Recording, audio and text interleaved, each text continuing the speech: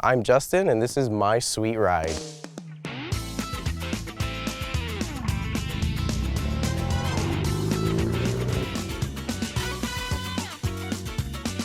This is a 2014 Nissan Juke Nismo RS, and let me show you some of the things that's done to it.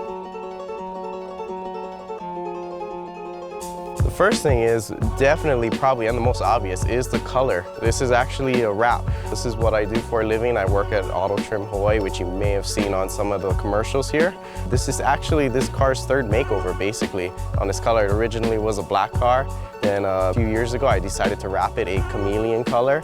And then just this year, after it being on the show circuit with that color for a while, I decided to change it up and do a color that just came out and was literally one of the first cars in the US to put this color on. The color is called Acid Green. I'm expecting to keep this for about another 4 years before I can start deciding what route I want to go next with this car. Another thing too is the body on this car. It's already very striking from the factory, but I decided to go ahead and order all of the carbon pieces for it from the Nismo factory in Japan, and then also had these added these one-off custom-made canards to it. And as far as the wheels and suspension on this car, the suspension is a BC coilovers all the way around, and also it's on a square setup of 18x9.5 NK RPF ones, running 255 wide Indy 500 tires all around. And then also for the shows, I have a set of Workmeister S1 3-piece wheels. And a lot of people think this car's license plate Frogger is because it's green. Well, actually, I ordered this plate when I bought the car back in 2014 because of this very funky front end and the round headlights and these top parking lights. It always had a frog-like appearance, so I said, well, why not call it Frogger? And one of my favorite things is the engine on this car.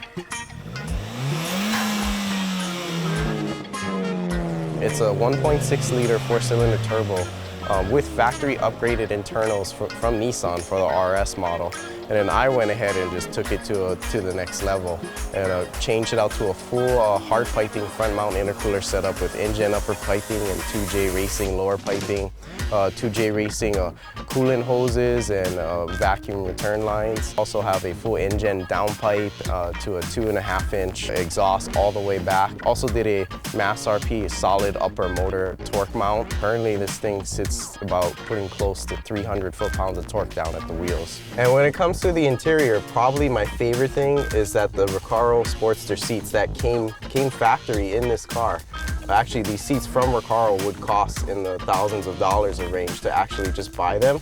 So the fact that they came with the car is beyond cool. And I've actually had several GTR owners ask me to buy these seats, but for some strange reason, they can't seem to afford them.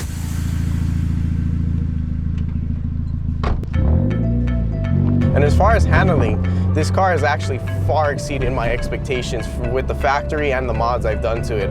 I actually also own a 350Z, and this car I know will do things that my 350Z, it would absolutely lose control. And the reactions I get from people while driving this car around is absolutely hilarious. I get everything from, whoa, that's the coolest thing ever, to the look of what in the world is this dude thinking. And when I see that, especially the ones that question me, it absolutely makes my day, because it's exactly what I built this car to do. Just make people go, huh, why would you put money into that? And another thing too, this being a turbo car, and the fact of it having a really small turbo allows it to spool up real fast, which means I can actually have just a lot of fun without even breaking any laws or speed limits. Really great in just tight corners, and great ride, great pull all the way through to the power band, thanks to Sean at Monkey Works for tuning this thing in such a good way.